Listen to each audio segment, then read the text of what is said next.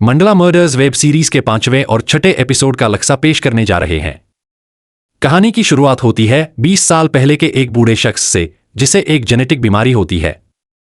उसे मालूम होता है कि उसका पोता भी इसी बीमारी का शिकार होगा, इसलिए वो दुआ करता है कि उसका पोता इस बीमारी से महफूज रहे।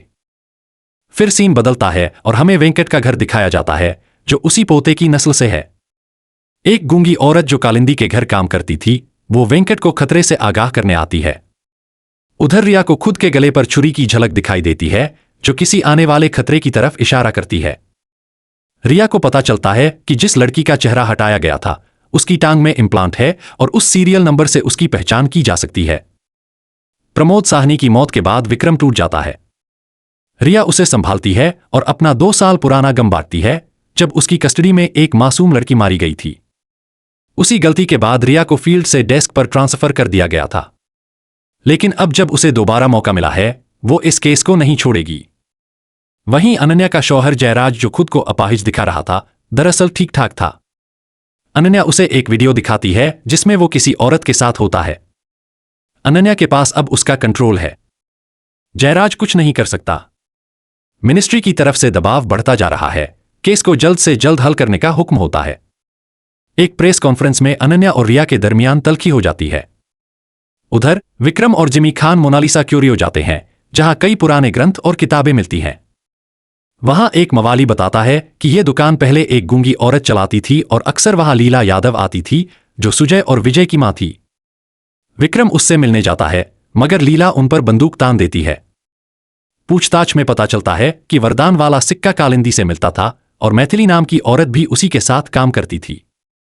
अब रिया को बताया जाता है कि मैथिली का बेटा वेंकट शायद बहुत कुछ जानता है। फिर जिमी खान एक और निशान डिकोड करता है, दसपुत्र के पाव। इसके बाद वो रिया और विक्रम को लेकर वरुणा के जंगल की तरफ निकलता है जहां वरदान लिया जाता है। वो लोग गुफा में दाखिल होते हैं जहां एक इंसानी जिस्म पड़ा होता है। जब मंडल के तमाम अल्फाज उस जिस्म के इर्द गिर्द लगाए जाते हैं तो कुछ निशान सामने आते हैं। जिमी खान बताता है कि ये सारे निशान जिस्म के मुख्तलिफ हिस्सों से जुड़े हैं और इन तमाम हिस्सों को जोड़कर एक पूरा इंसान बनाया जा रहा है। बाद में वेंकट का सामान चेक करते हुए रिया और विक्रम को कविता वर्धवस्ती का चेहरा पहचान में आता है जो अब इस दुनिया में नहीं रही। ये देखकर विक्रम हैरान रह जाता है। उसे समझ आता है कि अनन्या और कविता दोनों एक ही राजघराने से थीं, लेकिन वो इन सब बातों में इतना उलझा रहा कि कुछ समझ ही नहीं पाया। वेंकट के पास कविता का लॉकेट भी मिलता है। तब कहानी फ्लैशबैक में जाती है। बचपन में वेंकट को कविता से मोहब्बत थी, लेकिन वो दासपुत्र था इसलिए करीब नहीं आ सका। उसे यह भी पता था कि अगला निशाना वही है और उसका पाव लिया जाएगा। जब नकाबपोश लड़की उसके पास आती है तो वेंकट खुद कहता है कि उसका पाव ले लो, लेकिन वो एक और नाम देता है, बिरजू का बेटा अवधेश। लड़की उसी का पाव लेकर चली जाती है। उधर 20 साल पुराने एक सीन में लद्दाख में घूमते जिमी खान को खबर मिलती है कि उसकी बीवी का इंतकाल हुए 20 दिन हो चुके हैं। उसका बेटा उससे राब्ता तोड़ चुका है। बाद में शास्त्री जी जिमी खान के पास एक लड़की नूर को लाते हैं जो उसके बेटे की बेटी होती है। जिमी को अपने घर वालों से दोबारा रिश्ता जोड़ने का एक मौका मिलता है। इसके बाद जिमी एक और निशान डिकोड करता है, बाल हृदय यानी बच्चे का दिल। उधर विक्रम कविता की लाश के पास बैठा होता है। तभी अनन्या आती है जो कविता की बहन होती है। विक्रम उससे पूछता है कि कविता के डिस्चार्ज पेपर पर तुम्हारा दस्तखत क्यों था। अनन्या बताती है कि वेंकट अक्सर उससे कई पेपर साइन करवाता था और वो उस पर एतबार करती थी। तभी उन्हें पता चलता है कि अनन्या का बेटा ऋत्विक अगवा हो गया है और अब जबकि अगला निशान बाल हृदय है तो उन्हें डर है कि अगला शिकार वही बच्चा होगा। दूसरी तरफ वेंकट अपने घर में छुपा होता है। विक्रम को कुछ सबूत मिलते हैं जिनसे उसे यकीन हो जाता है कि वेंकट ही इस सब का मास्टरमाइंड है। रिया को भी मालूम होता है कि ऋत्विक को एक एम्बुलेंस से अगवा किया गया है और अब पूरी पुलिस फोर्स उसकी तलाश में लग जाती है। कई अस्पतालों की तलाशी ली जाती है लेकिन कहीं से कोई खबर नहीं मिलती। फिर 2 कांस्टेबल्स को एक अनजान एम्बुलेंस दिखती है जो एक सुनसान मैदान में खड़ी होती है।